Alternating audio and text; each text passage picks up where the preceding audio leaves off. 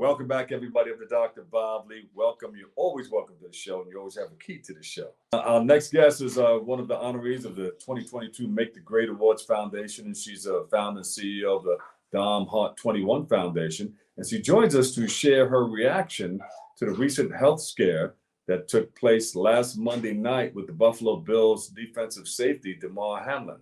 Now, please welcome to the show, Murray-Nyack. Welcome to the show.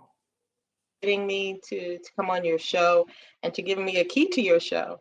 So, we both know how important this subject is. It's not new, it's not rare, but the fact that you're championing the cause to help raise awareness to this health crisis is huge. Yeah, and Melinda, you've been raising the awareness for some time now, and I think a few of us should just jump on board and help push us across the line. And we need to be in touch with a few people, and it's always a wonderful thing when you have a bunch of people moving together in the same direction for a common cause to help others get what they need out of life and serve someone else's purpose. Because I think this can be Dom's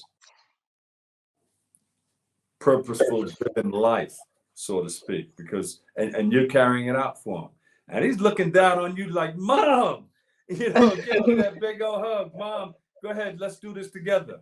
So we're all in it together. Tell us what our next steps are. And before that, tell us about your feelings when you saw this with Damar Hamlin. Well, I mean, it's there are no words that could justly describe the feeling that I felt. Just like what happened to Damar, Dominic collapsed while playing the sport that he loved. The difference is the outcome. The outcome in this scenario is all the stars were aligned. CPR was administered right away. There was immediate access to an AED. But what triggered that is that his health scare, what happened, his sudden cardiac arrest was immediately recognized. And so that's what triggered the response to be so immediate. When Dominic collapsed, no one recognized that he was experiencing what later became known to us was a sudden cardiac arrest episode. So no one started CPR right away, and the AED wasn't used until the EMTs arrived. By then, it was too late.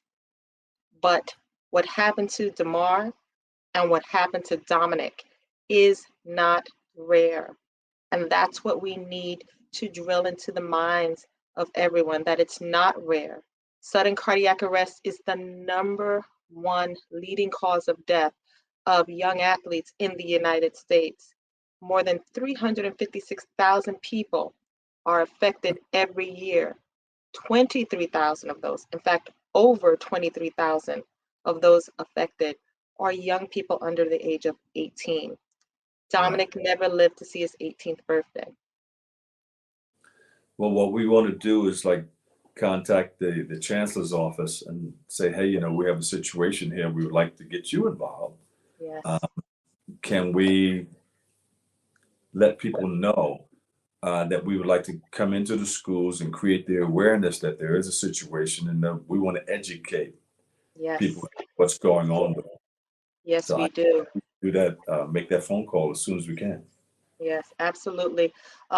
Recently, as you know, because you made sure that you socialized and you promoted the awareness when the Dominic Murray Sudden Cardiac Arrest Prevention Act was passed last October and went into effect July 1st of this year, also known as Dominic's Law, where information is sent home to parents, students, teachers are educated, and athletic staff is educated and trained differently on how to react to sudden cardiac arrest. Information is sent on signs, symptoms, risk, and prevention. But the message, as we both know, isn't being out there the way that it should be. And this impacts all New York State schools, public and non-public. We're talking charter, Catholic school, private schools, public schools. But if it's not raised, if the awareness is not raised, what good is the information out there if it's not being promoted? And in fact, with what happened to Damar, as you see, of course, he was removed from play, he was hospitalized, but he's still with us. When something like this may happen on the field, the basketball court of high schools and middle schools, what chance do they have? This is on an NFL platform. Yeah. You think about a non-national organization that's fully equipped. How do we ensure that our kids are safe? So we have to teach CPR, and we Absolutely. have to get a defibrillator into the schools or into Absolutely. All with schools. sports arenas, sports in gyms. Yes.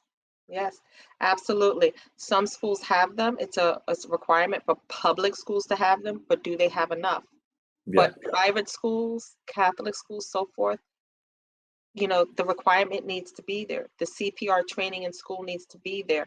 But more importantly, also the awareness and education on what sudden cardiac arrest and death is and how it impacts young people. You wouldn't think that it would happen to someone that's young. And also Yeah. educating people to know that a heart attack and a sudden cardiac arrest are not the same thing. Dominic didn't have that chance to tell anyone what he was experiencing before he collapsed. He was in the middle of a routine layup when he collapsed. And the heart that he put in the game was the heart that he left in the game because he did not survive that final layup. Yeah. Let's give people who are watching just a quick lesson. Mm-hmm. Something happens to someone in the gym and they fall out. Mm-hmm. What's the first thing that people should do? Because there's panic and people are like scrambled all Yep. over the place. They don't know what to do. People just don't know what to do, what to say. Hopefully, the schools will have what is known to be an emergency action plan. So when we go in these schools, we're going to let them know what an emergency action plan is, and we'll help them create that and implement that. But you want to ensure that that person is actually okay. So you're going to really basically go over to them, and you're going to assume at any cost that it has something to do with like a cardiac arrest, because it's not normal for people just to fall out. And you're going to tap them on both shoulders. You're going to get in their face and you're going to say, "Are you okay? Are you okay?" When they do not respond and they're not verbally giving you, "I'm an okay," you're going to immediately jump into that action plan.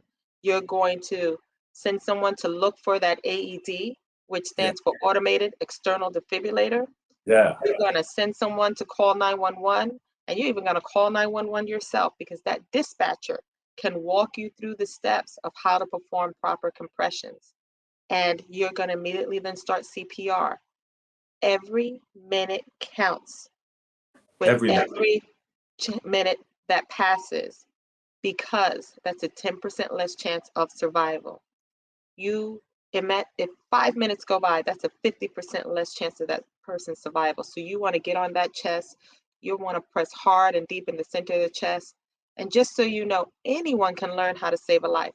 Our foundation has trained over 26,000 people to date on how to provide CPR and how to use an AED, and 4 lives have been saved since then. So Yes. it's really important that people know how to just jump in and provide those basic life-saving steps immediately. And we all know that it works. Look, on that national platform when this happened, it worked for Damar, and it's worked for so many other people. You And can't you can hurt be in someone. line. Yes, you can be in line to save a life. You know what it is to save somebody's life? Absolutely. So you can take classes with Yes. Melinda. Melinda, how can we do that? You will visit our website at DomHeart21.org. You can contact us. We not only have it, we have it at local recreation centers, but we will come to you. All of our instructors are trained by the American Heart Association. They're certified instructors. And what we do it for is because we want to ensure that everyone is equipped to help save a life, because the life you save can be a loved one. You can look Yeah. us up on our website, like I said, DomHeart21.org. You can look us up on our social media platforms, And you can email me directly, and I will always answer the call. Beautiful. And if I can do it, you know you can do it. You did great. You did amazing. Yeah. Yeah. So I am equipped to help save your life if you fall out or if you have a situation in many different ways because of the. And what do you carry around with you? You have an AED. Yes, you are ready. And I can perform CPR, and I also have, if someone ODs, I have the stuff that you need, Narcan, to bring you back. When we have someone who partners with you, and you've partnered with us from the time that we've met, we've connected, and I think we have amplified our purpose. We've amplified the work that we're able to do, because not one person can do everything, but everyone can do something. But like you said, together strong. And I think, Dominic's birthday would have been on Thursday, January 12th, and he would have been 31 years old. And this young man did not make it till he was 18. But the more work that we do and the work that we do together, we are providing the gift of life. And I think he would be smiling down knowing that that's the best gift that we could ever give him, is to help give some others the gift of life. Absolutely.